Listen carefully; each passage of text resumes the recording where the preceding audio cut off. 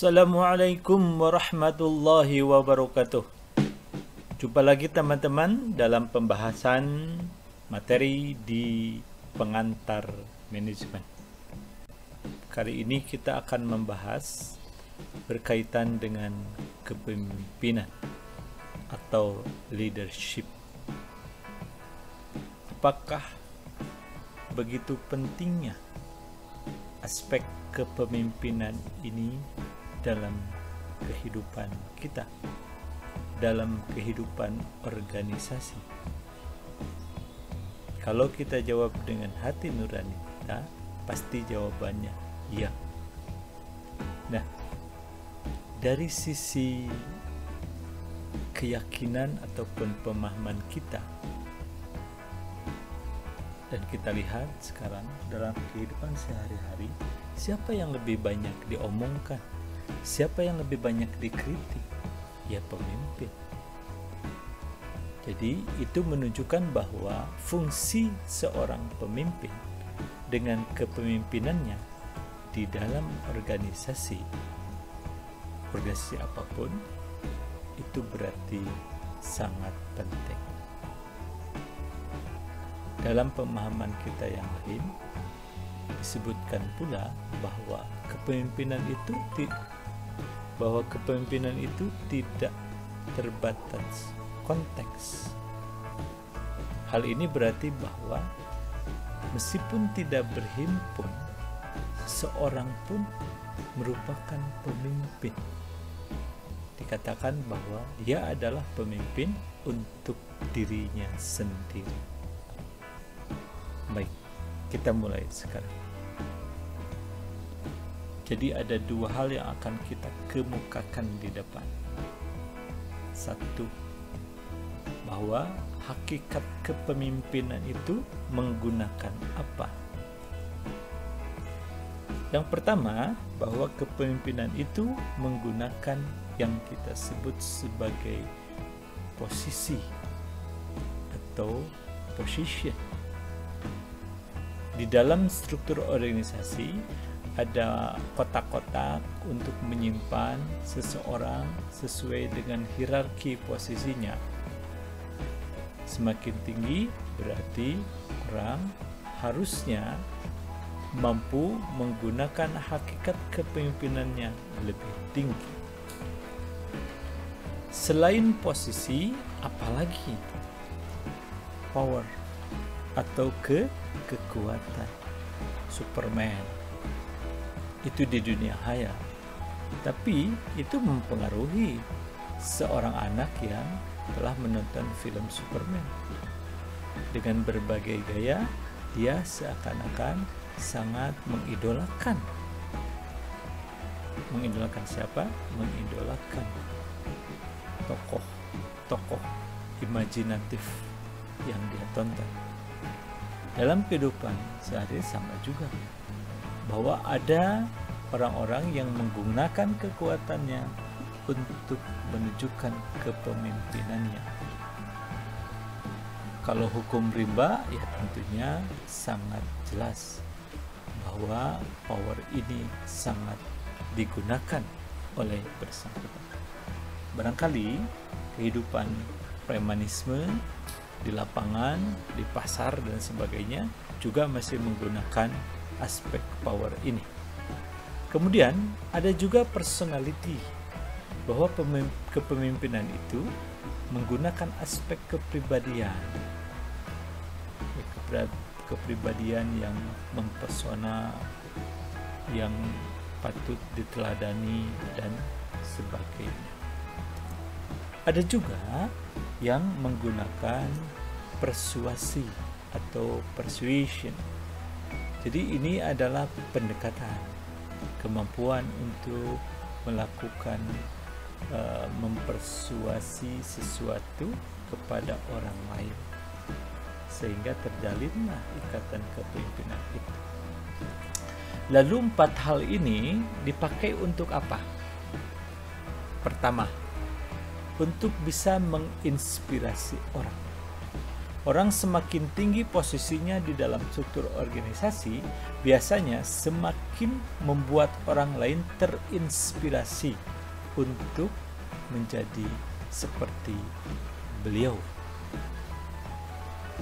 Dalam dunia film tadi, anak-anak selalu terinspirasi oleh tokoh filmnya, entah untuk membantu orang, entah untuk memiliki kekuatan yang besar, atau bahkan untuk membentuk fisiknya agar sesuai dengan tokoh yang diidolakannya tersebut. Personality juga sama. Orang-orang yang punya kepribadian mengagumkan ataupun patut diteladani biasanya menginspirasi orang untuk melakukan hal baik yang sama. Selain menginspirasi, ya, faktor-faktor tadi juga digunakan untuk bisa memotivasi paling tidak diri kita sendiri, atau memotivasi orang-orang yang ada di sekeliling kita untuk bisa berbuat baik, untuk bisa melakukan sesuatu sesuai dengan tuntutan keadaan. Biasanya untuk aspek-aspek positif, dan juga memberikan arah tujuan jelas. Kalau saya ingin seperti Bapak X yang menjadi direktur utama perusahaan ini, maka saya harus menjalani arah karir saya atau arah perjalanan pekerjaan saya seperti ini, dan seterusnya. Oke, jadi sekali lagi ada aspek-aspek tertentu yang digunakan untuk apa? Untuk mencapai tujuan dari kepemimpinan itu. Apakah memang inspirasi, motivasi, ataupun memberikan direction ini juga menjadi tujuan akhir kepemimpinan? Ya, nah, jadi kepemimpinan itu adalah proses di mana individu memberikan pengaruh kepada orang lain serta memberikan inspirasi, motivasi, dan mengarahkan aktivitas mereka untuk membantu pencapaian tujuan kelompok atau organisasi. Nyambung dengan apa yang sudah kita bahas sebelum-sebelumnya, berarti nyambung kepada tujuan organisasi. Itu definisi formalnya, tapi yang jelas, whatever makes others follow, itulah pemimpin. Itulah hakikat kepemimpinan. Jadi apapun yang membuat orang lain mengikutinya, maka yang diikutinya itulah pemimpin. Bersyukurlah kita dan berusahalah supaya kita bisa diikuti oleh orang lain. Ya, entah dalam semua hal. Cara kita bertindak, cara kita belajar di kampus, cara kita berkomunikasi, cara kita berinteraksi dengan orang lain. Kalau bagus dan diikuti oleh teman-teman kita, maka kita menjadi pemimpin bagi mereka. Selanjutnya, ada yang disebut dengan personal leadership style. Jadi ada gaya kepemimpinan pribadi yang sangat berpengaruh ke dalam proses kepemimpinan itu dijalankan di organisasi atau di perusahaan. Jadi ini merupakan cara-cara khusus yang manajer pilih untuk mempengaruhi orang lain, merefleksikan kepribadian dan gaya manajemennya. Jadi apa yang atau bagaimana kepribadian dia, bagaimana personality dia akan sangat berpengaruh kepada proses kepemimpinannya. Contoh, kalau ada seorang pemimpin yang menggunakan kata-kata seperti ini kepada anak buahnya, itu meja tolong diangkat ke ruang tengah ya, untuk dipasang di podium. Nah, itu satu. Yang kedua, kalau ada yang berkata seperti ini, Mas, mari kita angkat meja ini untuk dipasang di podium di ruang tengah ya. Nah, teman-teman bisa membandingkan bahwa ada yang beda di kedua pendekatan tadi. Yang satu sepertinya lebih to the point untuk memerintah. Yang kedua sepertinya kelihatan bahwa diajak dan dia melibatkan diri untuk melakukan sesuatu. Dan tolong catat bahwa tindakan seperti itu tentunya akan dipengaruhi oleh personality dari seseorang yang dianggap sebagai pemimpin itu. Orang yang biasa di rumahnya dilayani, banyak pembantunya ada 5 misalnya, akan berbeda dengan seorang pemimpin yang terbiasa dari kehidupan sehari-harinya melakukan pekerjaan rumah oleh sendiri. Jadi akan beda.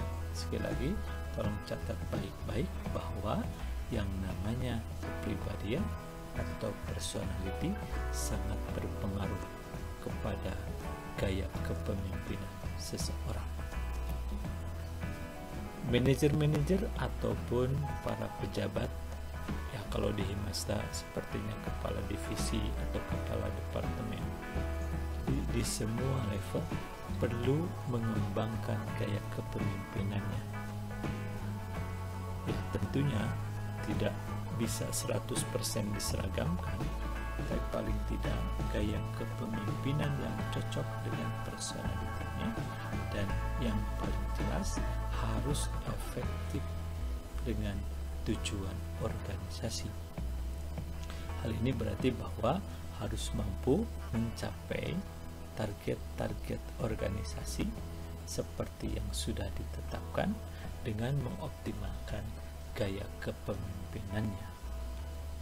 Sekali lagi, di cerita sebelumnya banyak yang sudah saya sampaikan bahwa orang itu ada yang senang dipuji, ada yang senang diberi kepercayaan, ada yang juga tidak terlalu senang setiap hari ditanya progres kegiatan, dan seterusnya.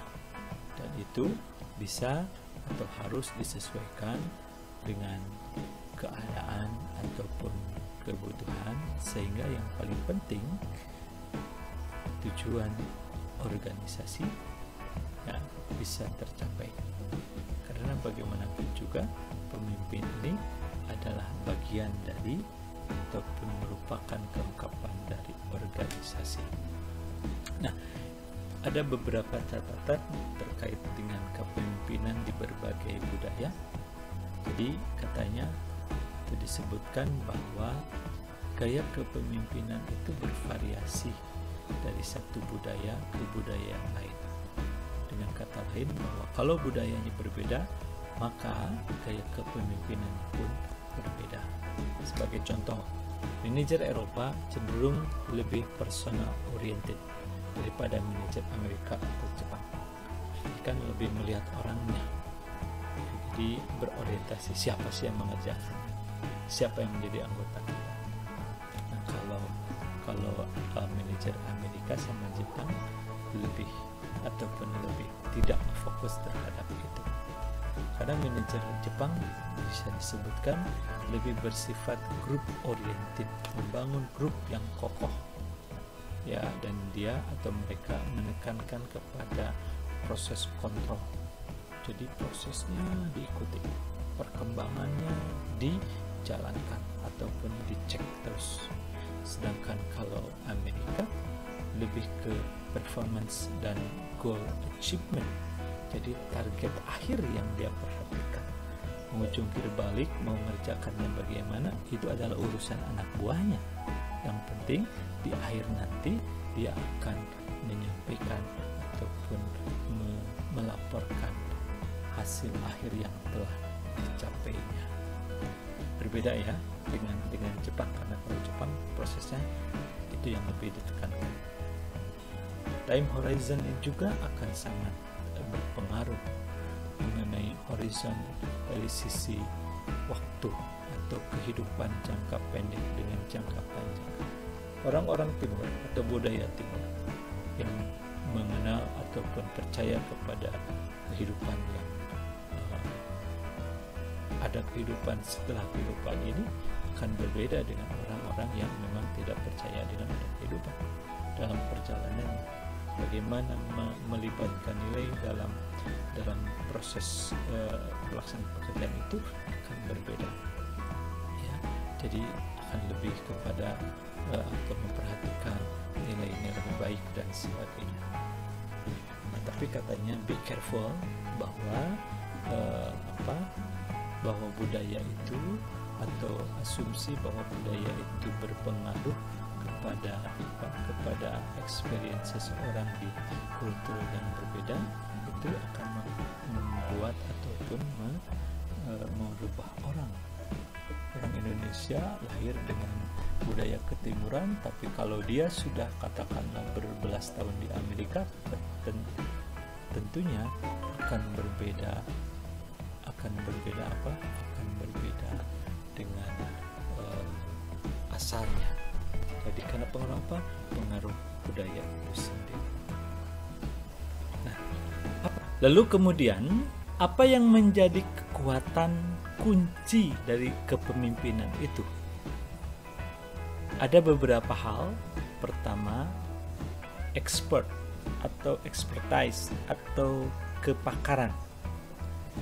Ini bersumber kepada pengetahuan khusus, keahlian, kepakaran dia dalam satu bidang tertentu. Makanya orang yang memiliki ilmu tinggi atau keahlian khusus, katakanlah seperti itu, jago misalnya welding itu mengelas di bawah laut. Nah, itu orang pasti punya kekuatan kepemimpinannya karena keahliannya.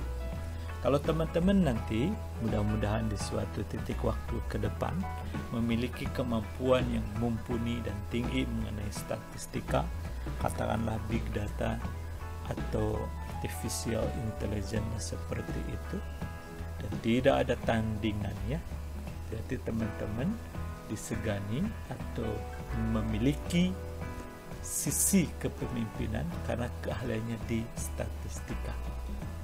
Saya masih ingat salah satu senior kita angkatan 91 dulu yang namanya komputer itu keahliannya sangat terbatas, apalagi kemampuan dengan database dan sebagainya. Dulu ada istilahnya Fortran dan sebagainya. Nah, ketika dia punya keahlian membuat program dan sebagainya, akhirnya dia menjadi apa? Menjadi orang yang terhandalkan atau orang yang terpercaya di credit card center bank-bank di Indonesia. Jadi diperebutkan. Oke ya, makanya mudah-mudahan teman-teman selalu dapat menumpuk ataupun membangun keahlian teman-teman sehingga teman-teman nanti punya suatu kunci ya untuk menjadi seorang yang dijadikan pemimpin ataupun kiblat untuk melakukan sesuatu. Kedua, ada yang disebut dengan reference. Reference ini adalah kekuatan kepemimpinan yang didasarkan atau bersumber kepada penghargaan, kekaguman, dan loyalitas. Dari siapa? Dari bawahan yang dia miliki di organisasi dan rekan kerja. Karena loyalitas dari mereka lah ini, maka kekuatan kepemimpinannya semakin tinggi. Ketiga, ada namanya legitimate atau legitimasi. Biasanya ini bersumber kepada posisi hierarki dalam organisasi. Jadi kekuatan dia berpijak kepada seberapa tinggi kedudukannya dalam organisasi. Ketua Himasta ini ada di sini nih. legitimasi karena setelah aklamasi ataupun secara pemilihan sudah dipilih oleh anggota-anggota Himasta untuk menjadi ketua Himasta. Banyak yang lain? Banyak. Perusahaan-perusahaan entah itu BUMN atau BUMD juga umumnya bersumber kepada aspek legitimasi ini. Bahkan di PNS pun sama seperti itu. Ada juga kekuatannya bersumber kepada koersif atau coerciveness. Jadi kemampuan manajer ini dilihat dari kemampuan dia memberikan hukuman, maka kekuatannya akan semakin tinggi. Apabila semakin mampu dia menegakkan hukuman kepada anak buahnya, maka dia akan semakin punya kekuatan yang tinggi. Kemudian ada yang juga bersumber kekuatannya kepada reward. Reward ini bersumber kepada bagaimana seorang pemimpin ataupun atasan mampu mengelola atau menjalankan sistem penghargaannya. Entah dia bisa memberikan reward kepada yang memang berhak atau menahan, tidak memberikan kepada orang-orang yang melakukan pelanggaran. Selanjutnya kita berbicara tugas kepemimpinan. Yang utama yaitu empowerment. Salah singkat artinya pemberdayaan. Tapi kalau teman-teman lihat di referensi lain, empowerment ini juga bisa berarti bagaimana ada upaya untuk mengaktualisasikan potensi yang dimiliki oleh para bawahannya. Jadi empowerment ini mencoba untuk memaksimalkan potensi yang dimiliki, yang ada di organisasi untuk semaksimal mungkin mencapai tujuan organisasi. Bagaimana caranya? Dia harus mampu memperluas atau mengembangkan tugas dan tanggung jawab bawahannya. Jadi memberikan tugas, kemudian memperkaya tugas itu supaya anak buahnya atau bawahannya berkembang. Kemudian ini juga salah satu bentuk dari atau ciri dari organisasi modern. Organisasi modern akan selalu mengempower anak buahnya atau semua orang yang ada di organisasi untuk terus berkembang, dan paling tidak di tahap awal berarti bisa memberdayakan seluruh potensi yang dimilikinya. Apakah organisasi terdekat di lingkungan kampus kita sudah melakukan hal ini? Himasta misalnya? Silahkan dijawab oleh teman-teman sendiri. Oke, catat itu tugas pertama untuk teman-teman, identifikasi apakah sudah terjadi proses empowerment itu atau belum. Nah, empowerment ini adalah bisa terlihat sebagai lawan dari effective leadership. Ingat, effective leadership berarti apa? Adalah kepemimpinan yang berhasil mencapai tujuannya. Kenapa ini disebut lawan? Coba bisa nggak dianalisis oleh teman-teman?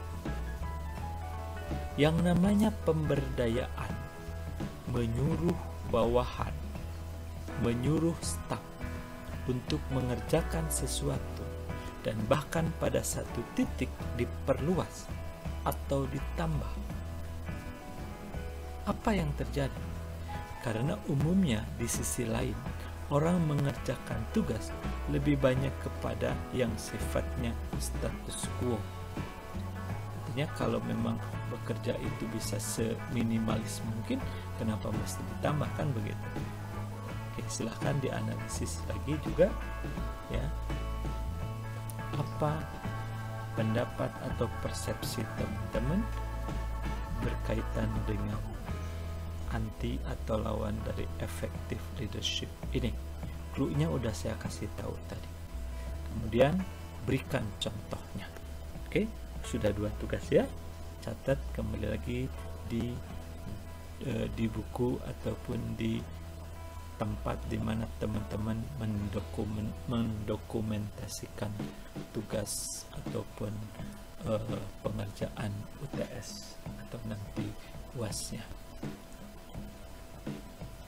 Nah, terus pengaruhnya kemana? Kalau dilakukan empowerment oleh pemimpinnya, maka akan mampu meningkatkan kemampuan manajer itu sendiri untuk memastikan apakah tugas atau pekerjaan yang diberikan kepada anak buahnya tersebut dapat diselesaikan atau tidak. Jadi ini sebagai bahan evaluasi lebih lanjut untuk melihat apakah sesuai dengan target yang ditentukan atau tidak. Bagaimana kualitas pekerjaannya, sesuai yang sudah disepakati atau tidak. Sehingga juga bisa menjadi bahan apakah orang ini sudah dianggap mampu atau memberikan dukungan secara maksimal atau tidak. Juga meningkatkan keterlibatan, motivasi, dan komitmen bawahan. Di perusahaan atau organisasi modern, biasanya di awal-awal periode tertentu atau awal tahun selalu dilakukan penyusunan planning. Nah, pada tahap penyusunan ini pada akhirnya akan disepakati atau dihasilkan kesepakatan apa yang akan dijalankan oleh si bawahan tersebut, bagaimana cara mencapai atau mengerjakannya, kemudian di akhir targetnya seperti apa. Jadi empowerment sudah melibatkan mereka dalam penyusunannya, sehingga paling tidak mengurangi beban dari si manajer atau pemimpinnya, dan harus benar-benar dipastikan bagaimana komitmen dia untuk menjalankannya.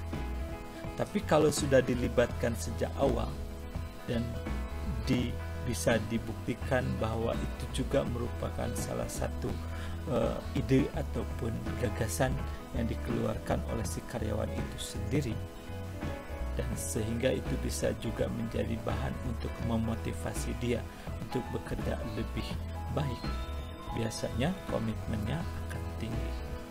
Dan di akhir tahun atau di akhir periode, maka tidak ada kesulitan yang berarti untuk mengevaluasinya. Ketiga, juga manajer akan fokus bahwa aspek supervisi ini sangat penting, jadi important untuk dijalankan dalam operasional kerjanya. Setelah kita bahas tugas penting dari seorang pemimpin untuk melakukan empowerment atau pemberdayaan, mari kita sekarang diskusikan beberapa model sifat kepemimpinan, teori-teori yang ada seperti apa, dan kira-kira ada tidak yang bisa kita implementasikan dalam organisasi terdekat dengan teman-teman. Tapi sebelumnya, apa sih sebenarnya model sifat kepemimpinan ini? Jadi ini adalah suatu model yang fokus kepada karakteristik pribadi yang mempengaruhi efektivitas kepemimpinan seseorang. Jadi sekali lagi, ketika seorang memimpin itu berarti punya sifat yang berpengaruh atau sangat berpengaruh kepada kita. Dan sesuai dengan pembicaraan atau bahasan kita di sesi kedua dan ketiga, waktu itu kita bicara soal sifat karakteristik ya, yang begitu penting ketika kita melakukan atau berhimpun dalam organisasi. Nah, hal yang sama juga berlaku dalam soal kepemimpinan. Apa saja yang berpengaruh? Nah, satu, intelligence atau intelijensi. Kenapa ini penting? Karena ini akan mampu memahami isu-isu yang kompleks dan bagaimana kita mendapatkan cara untuk menyelesaikannya. Jadi kalau inteligensinya tidak dimaksimalkan atau tidak tinggi, agak susah nanti pemimpin itu. Kemudian model sifat kepemimpinan juga concern ataupun ada yang memperhatikan kepada masalah knowledge and expertise, pada pengetahuan dan kepakaran. Jadi pada akhirnya pemimpin itu akan membuat keputusan yang baik dan akan menentukan dan meningkatkan efektivitas dan efisiensi kerjanya. Karena apa? Karena dia punya pengetahuan, punya keahlian, punya kepakaran yang dapat diandalkan. Kemudian juga ada yang namanya ataupun yang dikenal dengan dominance atau dominansi. Ini bagaimana cara dia bisa mempengaruhi anak buah untuk meraih target organisasi. Ingat di definisi tadi, pada akhirnya bahwa pemimpin itu adalah apapun yang membuat orang ataupun hal-hal lain mengikuti dia. Kemudian ada juga yang dikenal ataupun yang merupakan faktor penting juga, yaitu sifat terkait dengan self confidence, kepercayaan diri. Hal ini akan berkontribusi kepada efektivitas kita dan efisiensi kepemimpinan untuk bisa bertahan bagaimana kita berhadapan dengan berbagai permasalahan kepemimpinan yang dihadapi di organisasi. Ini hal penting, teman-teman. Bagaimana kita membangun kepercayaan diri kita. Dan ini tidak mudah dan tidak bisa dibangun dalam jangka waktu yang pendek. Untuk hal ini saya memberikan catatan penting. Jadi tolong terus dibangun sekecil apapun, hari per hari membangun kepercayaan diri untuk teman-teman. Karena ketika kita berjuang di luar nanti, di luar kampus, ini sangat menentukan. Sepintar apapun teman-teman, sebanyak apapun pengetahuan yang dimiliki, tapi kalau tidak ada kepercayaan diri untuk menunjukkannya, maka itu seakan-akan menjadi sia-sia. Ya, itu pesan dari saya. Pemimpin juga harus memiliki energi yang tinggi. Karena ini mengingat banyaknya kebutuhan ataupun banyaknya tuntutan, banyaknya hal yang harus dihadapi. Kalau tidak punya energi setinggi itu, mau gimana? Banyak cerita yang saya dengar, dan insya Allah ceritanya benar, bahwa di level-level tinggi di negeri ini, pada level negeri, bahkan mereka hanya bisa tidur hanya 2 atau 3 jam. Bisa jadi CEO di perusahaan-perusahaan terkenal juga demikian. Waktu saya di Bursa Efek pun demikian. Direktur itu kadang pulang jam 10, setengah 11. Besok pagi jam 6 sudah ada di kantor. Jadi kita memerlukan energi yang sangat besar. Ini hal yang lebih penting lagi, masalah integritas dan kejujuran. Pada prinsipnya orang itu sangat menjunjung kejujuran. Di kelas pengambil sendiri tidak ada satupun mahasiswa yang dengan sangat tinggi keyakinan saya mau dibohongi, artinya diingkari kejujuran. Nah, ini akan menentukan etika seseorang ataupun bagaimana dia memegang norma, sehingga akan pada akhirnya memberikan hal yang paling berharga bagi dia, yaitu berupa kepercayaan atau keyakinan dari bawahnya. Sekali pemimpin atau manajer itu berbohong, saya pikir anak buahnya akan berbalik arah dan tidak akan percaya lagi. Kedewasaan juga hal penting bagi teman-teman, karena ini bisa menunjukkan bagaimana seorang pemimpin mampu menghindari